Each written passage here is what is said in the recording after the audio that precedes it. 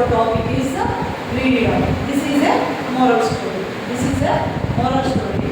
Why we have to read moral stories? Why we have to teach moral stories to our students? Why we have to get moral stories to our children? Means nothing but as a human we need some moral values. We people have to try to make our students, our children to understand the values of morals.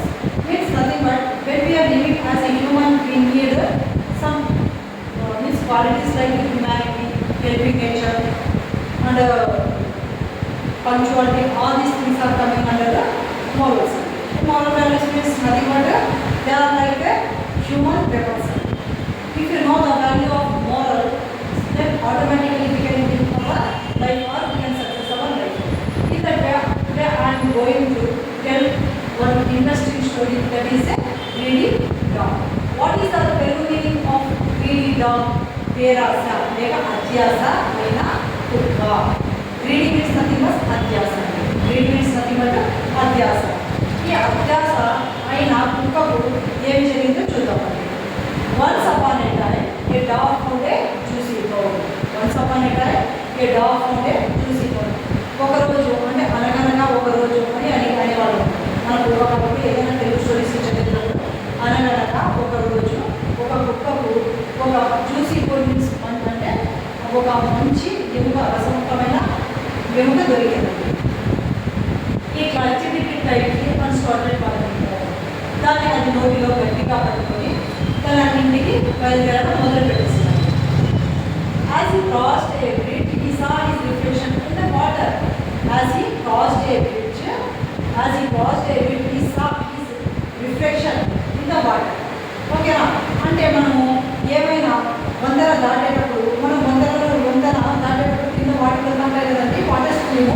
మనం ఆ వాటర్లో కనుక చూస్తామంటే ఏం కనిపిస్తుందంటే మన ప్రతిబింబ మనకు కనిపిస్తుంది, మన రిఫ్లెక్షనే మనకు కనిపిస్తుంది. అద్దంలో ఏ విధంగా మనం చూస్తుంటే మనం ఆస్తిస్తే ఏ విధంగా మన ముఖం మనకు కనిపిస్తుందో అదే విధంగా వాటర్లో కూడా కనిపిస్తుంది కదండి face.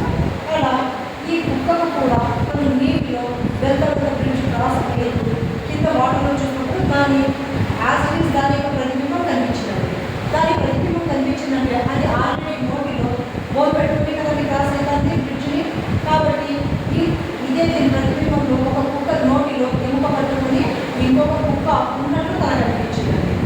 Because it's not intelligent enough to think not. ఇక మనం ఏమనుకుంటాం మనుషులు మన ప్రతిబింబం ఉంటే, కానీ దానికి అది తెలివి తక్కువ, అత్యాశలో తెలివి కూడా తగ్గుతుందండి. అలాంటి అత్యాశలో అది ఏమనుకుంటుందంటే అబ్బా ఇంకొక కుక్క నాలాంటి ఫోన్ తీసుకొని నోటిలో ఎక్కడ ఉందా ఇంట్లో ఉందా అని ఏం చేసిందో చూద్దాం. Thinking it was another dog with a bone. నేను చెప్పినట్టు అది ఇంకొక కుక్క నీటిలో బోన్ పట్టుకొని ఉంది అని అనుకుంటుంది.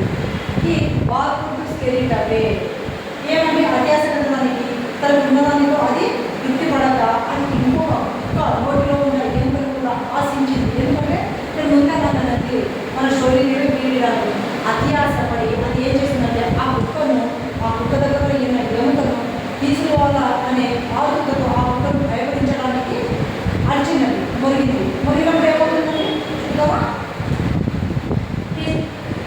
ఓన్ వెళ్ళి ద వాటర్ లాస్ట్. ఆ మొరడం వల్ల నోటిలో ఇక్కడ చిన్న బట్టి పళ్ళకి ఇలా గట్టిగా పట్టుకోవడం, ఇలా పట్టుకోవడం. ఎప్పుడైతే అది మురిగిందో దాని నోట్లో పోతే ఏమవుతుందండి నీటిలోకి పడిపోయింది. ఆ ఉన్న కాస్త అది దాన్ని లాస్ట్ చేసేసుకుంటుంది అనమాట. So what is the moral of the story?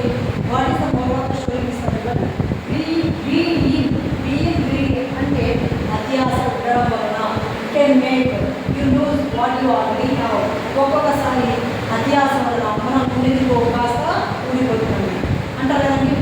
ఉన్నది కాస్త జారింది సర్వమనం పాటింది అన్నట్టు మనది అనేది ఏదైనా ఉంటుందో అది కూడా మనము పోగొట్టుకోవాల్సి వస్తుంది. కాబట్టి గ్రీడీనెస్ అనేది మనకి ఎప్పుడు కూడా ఉండకూడదు. ఉన్న దానిలో తృప్తిపడాలా. ఆశ అంటే అందులేని కాలువట్టి కదండి, దానికి అంతం అనేది ఉండదు. ఎప్పుడైతే ఆశ లేకుండా ఒక మనిషి జీవిస్తాడో ఒక సంతృప్తికరమైన జీవితాన్ని తను నడపగలుగుతాడు. కాబట్టి మనకి పిల్లల్ని మనం ఆశపడకూడదు, అలా వాళ్ళతో